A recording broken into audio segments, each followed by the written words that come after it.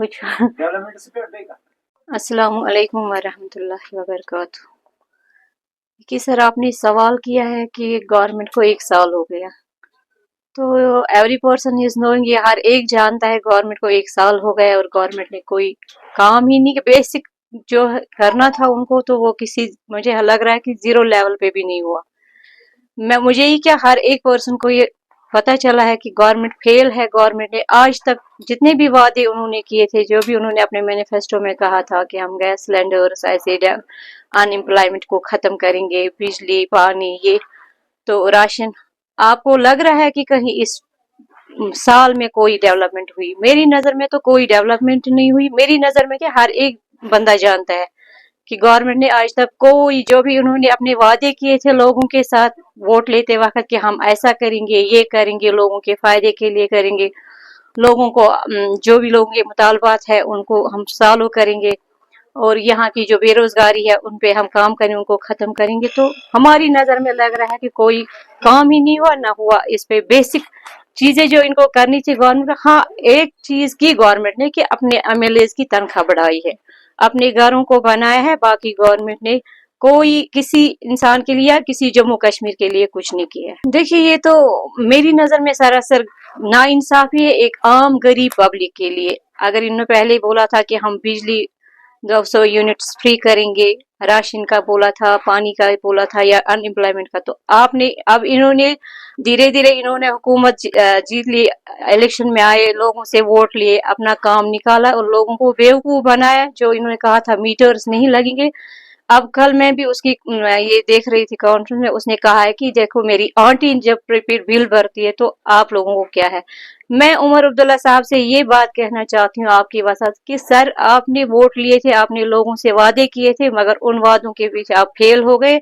आपने लोगों को, खासकर आम जनता को बेवकूफ बनाया, लोगों से अपना फायदा निकाला, लेकिन लोग परेशान हो गए, लोगों को वैसे का वैसा ही छोड़ा, उनके लिए कोई डेवलपमेंट नहीं है। और ये बिजली का जो बहरान है, ये एक गरीब जो दिन में 500 कमाता है, वो शाम को अपने अयाल को देता है, फिर उसके लिए ये बहुत परेशानी है।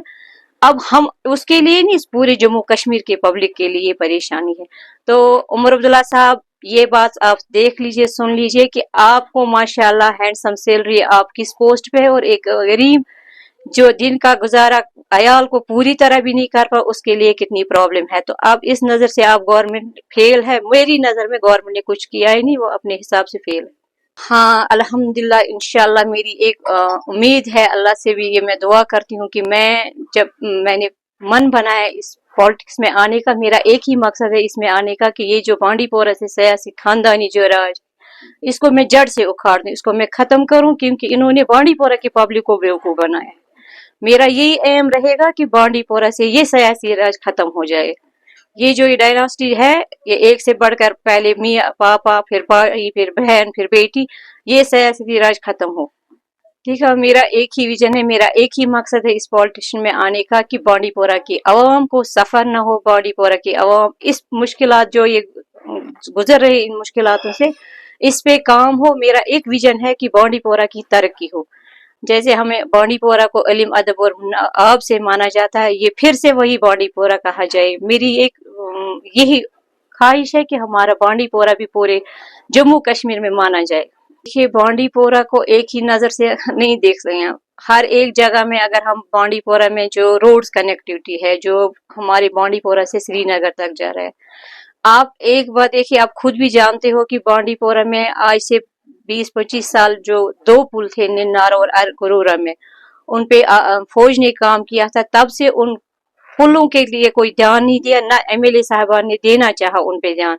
तो अगर हम हेल्थ सेक्टर्स की, बांडीपोरा के हेल्थ सेक्टर्स की बात करें, बहुत पीछे है, बहुत खस्ता है। हॉस्पिटल बना है, इंफ्रास्ट्रक्चर के लिहाज से तो लग रहा है, लेकिन जो बेसिक सहूलियात होनी चाहिए हमारी बांडीपोरा के हॉस्पिटल में, लोगों की जो मुश्किलात है वो हल नहीं हुए, वो वैसे के वैसे।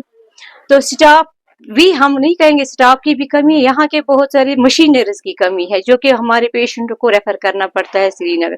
और रोड की जो बात करें, रोड तो संभल तक बिल्कुल परेशान, अवाम पब्लिक परेशान हो जाती है। तो पेशेंटों की हम अगर बात करें, पेशेंटों को तो बहुत मुश्किलात हो जाते हैं। تو ہماری جو یہاں ایجوکیشن سیکٹر ہے بہت پیچھے ہے، جو ہماری ان امپلائمنٹ ہے بہت ہے، خراب ہے، کوئی ڈیولپ نہیں۔ آپ پچھلے سال دیکھو، اسی سال دیکھو کہ ہمارے جو یہاں پہ جو یہ فروٹس بیچتے ہیں، فروٹ ریگولرس، ان کے ساتھ کیا ہوا۔ اور جموں کشمیر میں، ہم جموں کی بھی یاد کریں گے، جموں بھی ہمارے لیے، وہاں سیلاب آیا تو گورنمنٹ نے کچھ کیا ہی نہیں۔ اور بانڈی پورہ کی جو بات کریں، یہاں سے جو بہت ساری مشکلات ہے عام پبلک کو، جیسے ہماری بانڈی پورہ میں، میں نے پچھلی بار بھی کہا تھا، میں نے ڈی سی صاحبہ کو بھی ایک میمورنڈم پیش کیا تھا، اس میں یہی چھوٹی چھوٹی چیزیں میں نے ان کو دی تھی کہ بانڈی پورہ میں کیا کیا ڈیولپمنٹ ہے۔ روڈ کی ڈیولپمنٹ نہیں ہے، پانی نہیں ہے، بجلی نہیں، اور ہمارے مچھیرے بھائی جو بہت پیچھے ہیں، ان کے لیے کوئی ڈیولپمنٹ نہیں ہوئی ہے۔ یا ہمارے گجر بکروال جو باہر سے آتے ہیں، ہمارا ٹورزم بہت ختم ہے، یہاں تو بانڈی پورہ میں کچھ دیکھنے کو مل ہی نہیں رہا ہے۔ یا تو ہمارے بانڈی پورہ کے جو ہمارے ایکس یا پریزنٹ ایم ایل اے صاحب یہ ان پہ دھیان ہی نہیں دینا چاہتے ہیں۔ تو اس لحاظ سے میں بانڈی پورہ کے لیے، بانڈی پورہ کو، عوام کو یہ کہنا چاہتی ہوں کہ آپ ذرا جاگ جائیے، آپ ذرا دیکھ لیجئے کہ بانڈی پورہ کہاں تھا اور کہاں پہنچ گئے۔